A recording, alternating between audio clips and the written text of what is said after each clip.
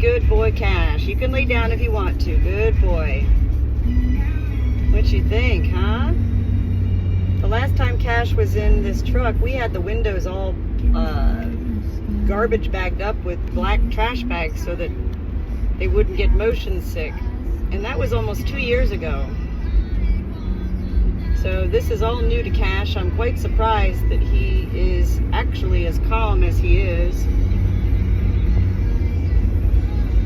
He's a good big boy, a good big boy. We've got about an hour drive to this vet in Lexington, North Carolina, who's going to do a little snip of the inner penis area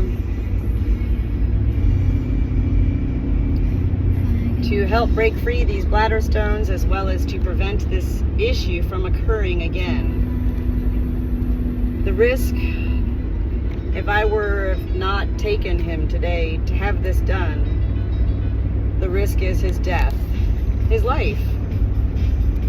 So, Cash has never, and when I say never, I mean never been separated from his EWE girl, June, nor has June been separated from Cash.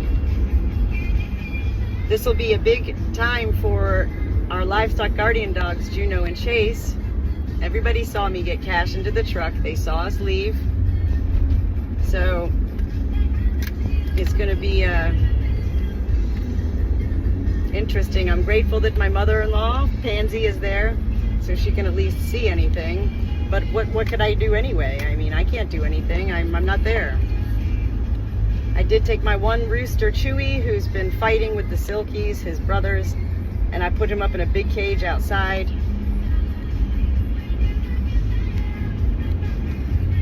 Cash, you're my man, you know that? You're my man. You're my big guy. You're my love. You're my soul. You're my Jesus sheep. You're my Jesus sheep. Yes, you are. Yes, you are. It's most important for me as the Good Shepherd at times like this to maintain my own inner neutrality. I call this my flat line. Most people in life think of flat line as being dead. I'm a Good Shepherd that's way up there in the parallel skies with energy always. So my flat line is when I actually come back down to earth, when I'm calm.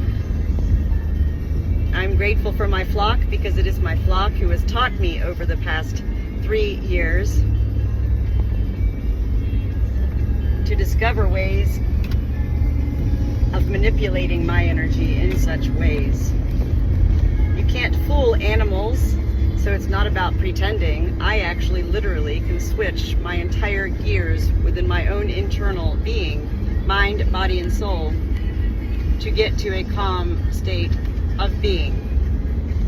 And it is all that begins with me talking out loud, something my family can't stand that I do, and yet my flock relies on entirely my voice to keep them feeling comfortable, safe. Cash, you can lay down if you want to, buddy. Lay down, lay down. Yeah, just take a little chill there, buddy. We're gonna be there in just a little bit.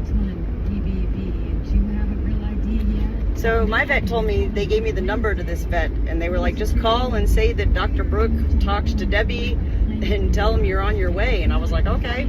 So I got him in the truck and I called, and the lady was like, I was like, what? She was like, you're an hour away? And I said, yes. She's like, and you're already on your way? I said, yes. She's like, okay, well then never mind. And I was like, what? What a journey already, right? What a journey just getting you in the truck. That was a scene and a half, getting him in the truck. Now, let me riddle me this. Normally, we'd have the back of this truck open and he was jumping in and out all the time.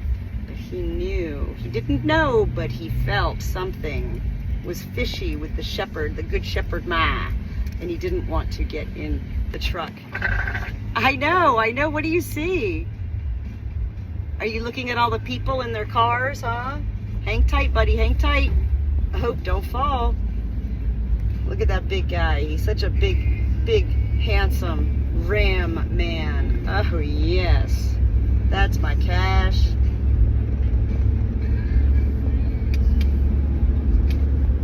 I find it fascinating that, number one, when you live on a farm, however many animals you have, it doesn't matter, we usually are alone. We usually don't have emergency help when we need it, which is what creates the fairy tale adventure and what helps you as the good shepherd to be put into situations where you don't have help in emergency situations, usually, and you have to figure it out.